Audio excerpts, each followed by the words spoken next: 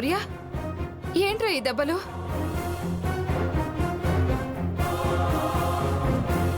ఇలా ఎలా కొట్టారా వాళ్ళు?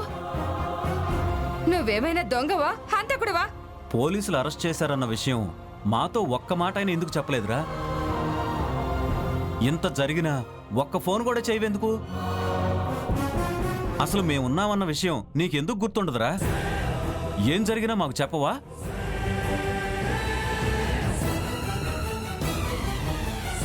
ఈ విధంగా కొట్టారంటే అంత తప్పు నువ్వేం చేసావురా?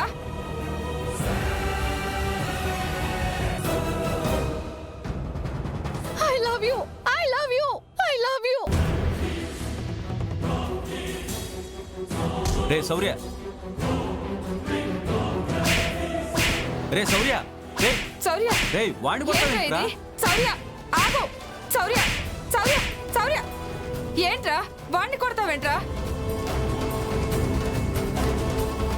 ఎలా ఉందో ఏంటోనని మేము వస్తే నువ్వేంట్రా వాణ్ణి కొడతావు? కొట్టాలా చంపాలా వీణ్ణి? రే, ఏం మాయ చేసావురా తన్ని? రామలక్ష్మి నీకు ఐ లవ్ యూ చెప్పడం ఏంటి? చెప్పు. చెప్తే తప్పేంట్రా? తప్పని నీకు అనిపించట్లేదా? తాగుతూ గాలికి తిరిగే వీడికి రామలక్ష్మి ఐ లవ్ యూ చెప్పడం ఏంటి?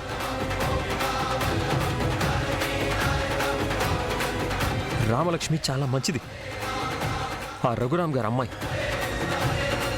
అలాంటి అమ్మాయి వీడికి ఐ లవ్ యూ చెప్పడం ఏంటి? వీడు ఆ అమ్మాయిని ఏదో మాయ చేశాడు, లేదంటే తన ఐ లవ్ యూ చెప్పడం ఏంటి? ఇది మరీ బాగుందిరా. వాడికి కాబోయే భార్య వాడికి ఐ లవ్ యూ చెప్పకపోతే ఇంకెవరికి చెప్తుంది?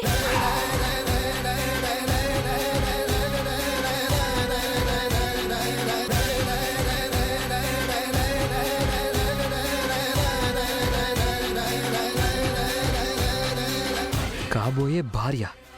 అవునరా, చాలా రోజుల క్రితమే ఆ సంబంధం ఖాయమైంది. కొత్తగా అడుగుతావేంట్రా? ఆ రోజు ఇంటికి తీసుకువెళ్ళి ఆ అమ్మాయిని చూపించాను కదా. నేను నా ఉడ్బీని కలవడానికి వచ్చాను. ఇందాకటి నుంచి ఇదే చెప్తున్నావురా. అసలు నీ వుడ్ బి ఎక్కడ? అదిగో.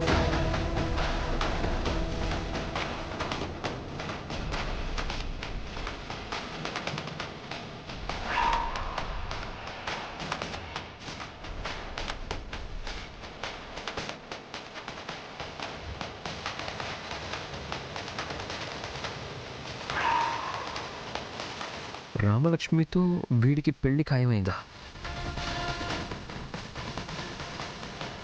నేను తను అనుకోలేదే. రేయ్, నీకన్నీ తెలుసు కదరా. తెలిసే రామలక్ష్మి వెంట పడుతున్నావు. ఈరోజు ఏమీ తెలియనట్టు మా ముందు నాటకాలు ఆడుతున్నావు. అమ్మా, వీడిని పోలీసులు ఎందుకు అరెస్ట్ చేశారో చెప్పలేదు కదా. అర్ధరాత్రి వెళ్ళి ఆ ఇంటి ముందు రామలక్ష్మి కోసం తచ్చాడుతుంటే పట్టుకొని ఎరగదీశారు.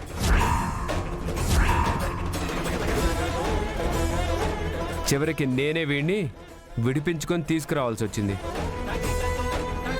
తమ్ముడికి కాబోయే భార్య అని తెలిసి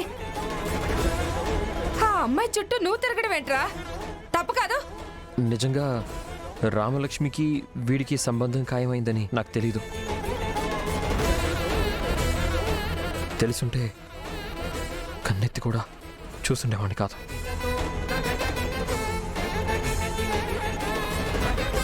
నాన్న, నువ్వైనా నాకు చెప్పచ్చు కదా. కనీసం నా గురించైనా వాళ్ళకి చెప్పారా? లేదురా, ఆయన గురించి నీకు తెలుసు కదా. అలాంటి మంచి సంబంధం కుదిరినప్పుడు నాకు ముందే పెళ్ళయింది, మరో భార్య ఉంది. తనకు పుట్టిన నువ్వున్నావని తెలిస్తే ఎక్కడ ఈ సంబంధం చెడిపోతుందో అని ఆయనకి ఈ విషయం చెప్పలేదు. ఎంతైనా వాడు నీ తమ్ముడురా. తీరా పెళ్లి చేసుకునేదాకా వచ్చాక ఇప్పుడు నీ గురించి తెలిసిందంటే రఘురామ్ గారు ఈ పెళ్లికి ఒప్పుకోరు. అందుకే మేమే కాదు, నువ్వు కూడా ఎక్కడ ఎవరికీ చెప్పొద్దు.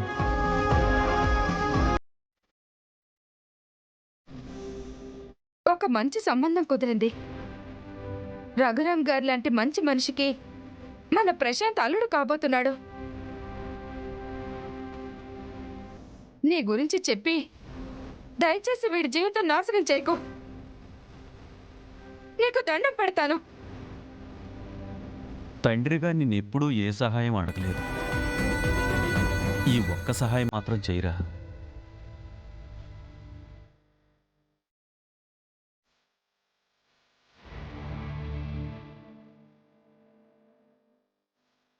ఇప్పటిదాకా నాకు తెలీదు అన్నావు కదా, ఇప్పుడు తెలిసిందిగా.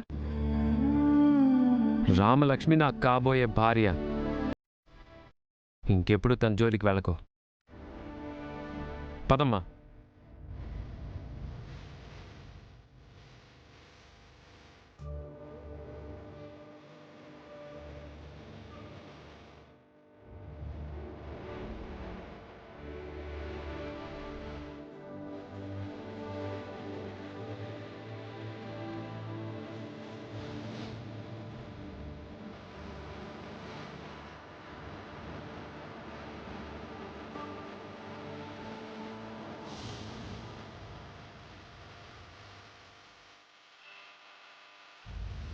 నా మీదకి మనుషుల్ని పంపించింది నువ్వా కాదా? చెప్పరా, నువ్వా కాదా? అవునరా, నేనే పంపించాను. నా కోడలు అంటావు కదా, ఆ కోడల్ని అంటే నా కాబోయే భార్యని వీడు ట్రాప్ చేయాలని చూస్తున్నాడు. రామలక్ష్మికి మరొక అమ్మాయితో సంబంధం ఖాయం చేశాను.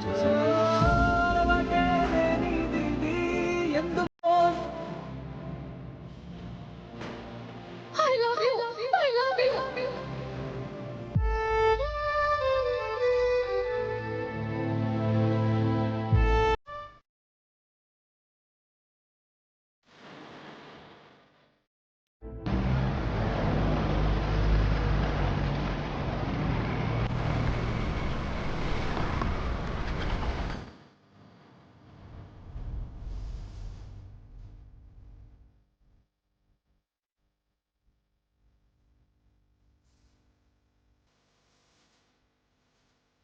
నిజంగా మీకు ఆ తేనె తినాలనుందా? నాకు తేనంటే చాలా ఇష్టం రామలక్ష్మి.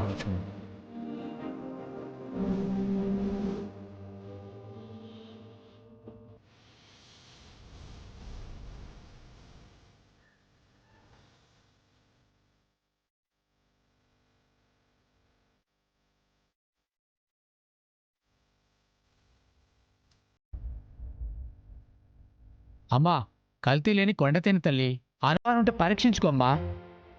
అనుమానం ఏం లేదు. ఒక బాటిల్ ఇవ్వండి. తీసుకోండి అమ్మా. ఎంత? 100 రూపాయలమ్మా.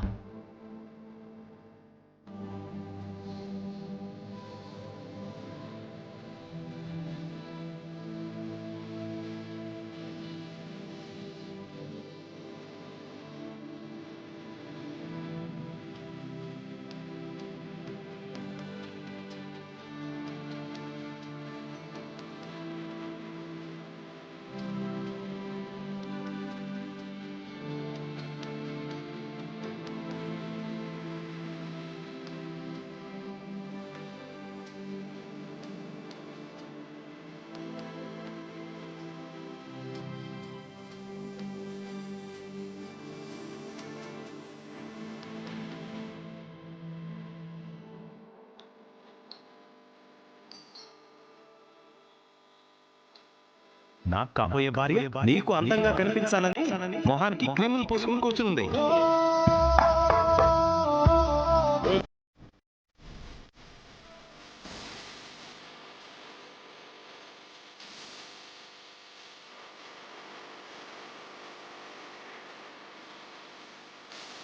నువ్వేంట్రా ఇక్కడ? కాలేజ్లో నీకేం పని?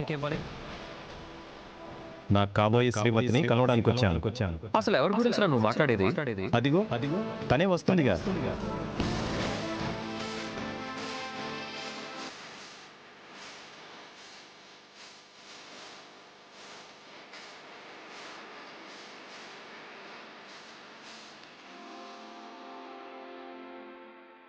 మీతో మాట్లాడాలని వచ్చాను సార్.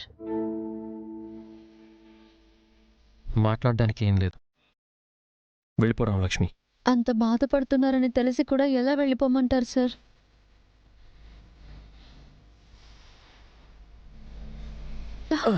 సార్,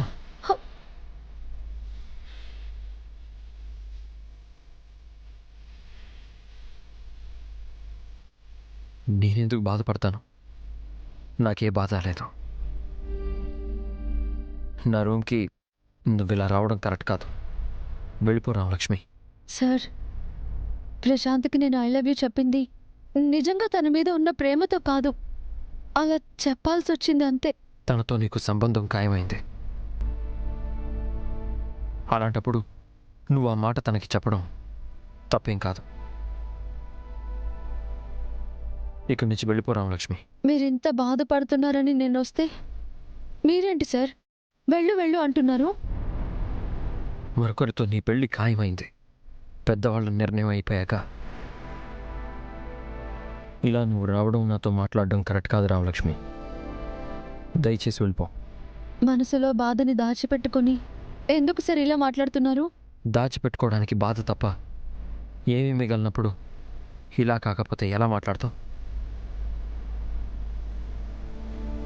నువ్వు చేసింది తప్పు కాదు రామలక్ష్మి. మరొకరితో నీకు సంబంధం ఖాయమైందని తెలిసాక కూడా నీ చుట్టూ తిరిగి నిన్ను నీ వాళ్ళని బాధ పెట్టడం నా తప్పు.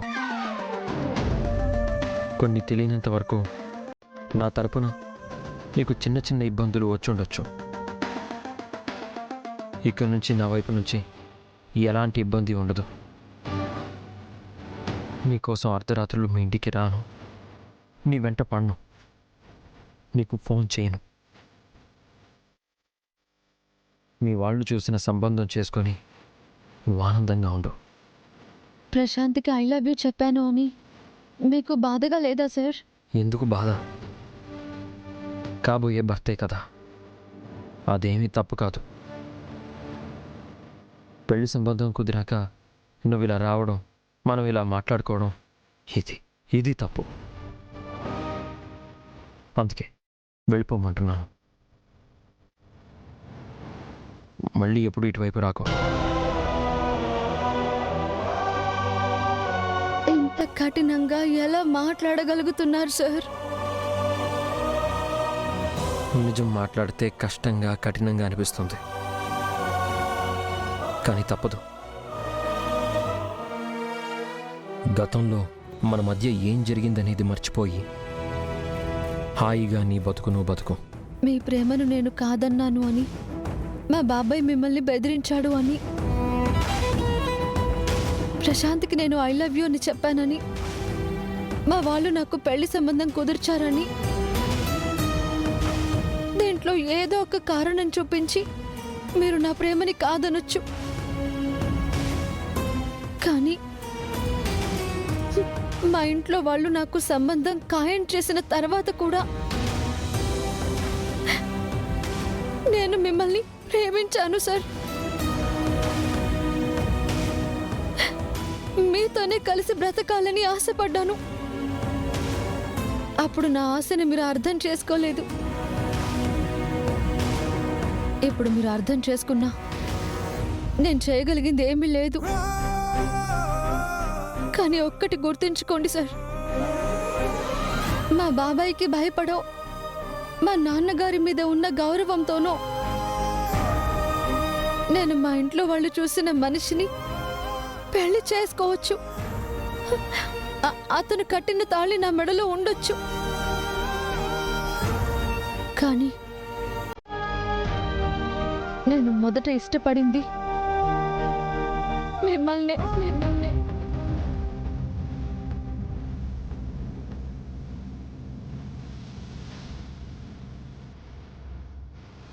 ప్రాణంగా ప్రేమించింది కూడా మిమ్మల్నే.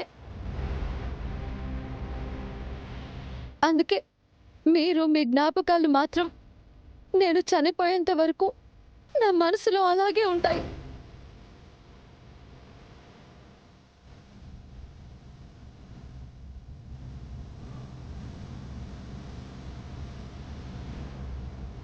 నా జీవితంలోకి మా వాళ్ళు తీసుకొచ్చే మనిషి మీద ఇ- ఇష్టం ఉంటుందో లేదో తెలియదు, కానీ మీ మీద ఉన్న ఇష్టం మాత్రం ఎప్పటికీ అలాగే ఉంటుంది సార్.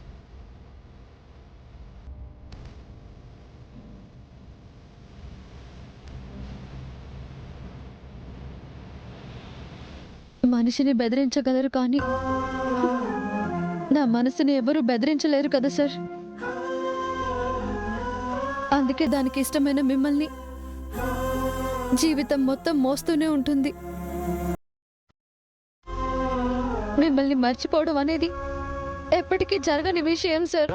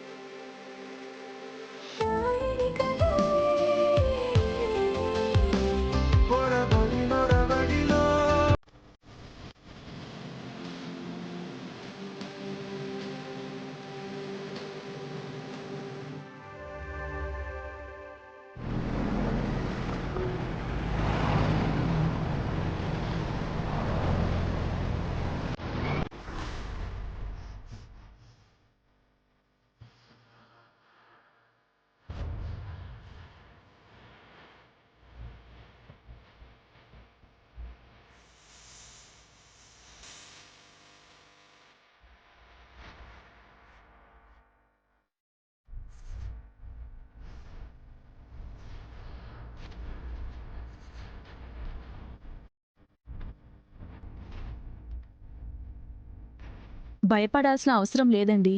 కాసేపట్లో స్పృహ వస్తుంది.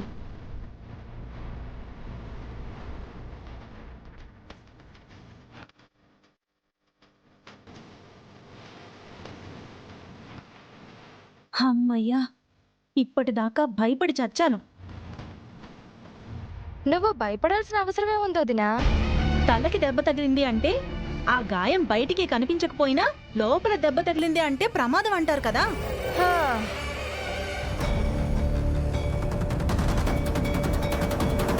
వదినా, అది పిల్లలు ఆడుకునే చిన్న బంతి. దానివల్ల అంత ప్రమాదమేం ఉండదు.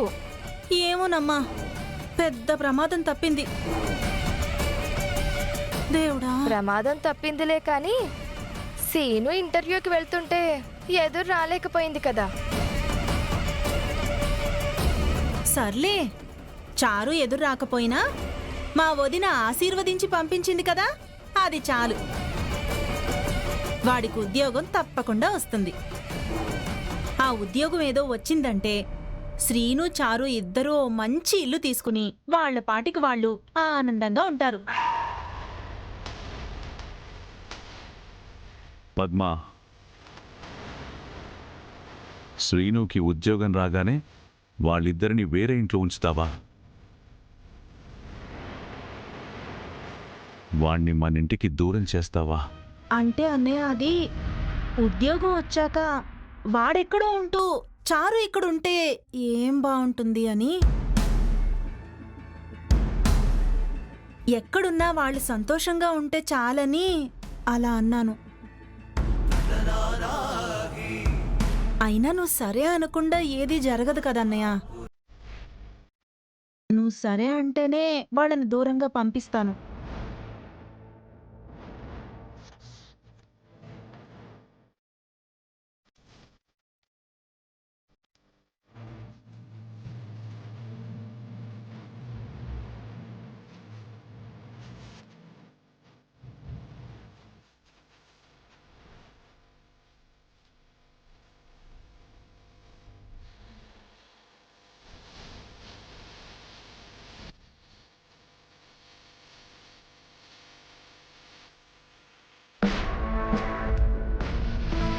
ఏంటండి అలా వచ్చేసారు? విన్నావా జానకి? శ్రీనుకి ఉద్యోగం రాగానే ఈ ఇంటికి దూరం చేయాలనుకుంటుంది నా చెల్లెలు. పద్మ చెప్పింది నిజమే కదండి. సీనయ్య ఎక్కడో ఉద్యోగం చేస్తుంటే చారు ఇంట్లో ఉంటే ఏం బాగుంటుంది? అందుకని పిల్ల పిల్లల్ని దూరం చేసుకోవాలా? పిల్లలు వయసుకు రాగానే పెళ్లి చేసేది ఇలా ఇంటిని వదిలి వెళ్ళిపోవడానికి కాదు. తనని నమ్మి వచ్చిన భార్య కోసం ఆ ఇంటిని వదిలి ఎక్కడికి వెళ్లకుండా ఉంటారు అని.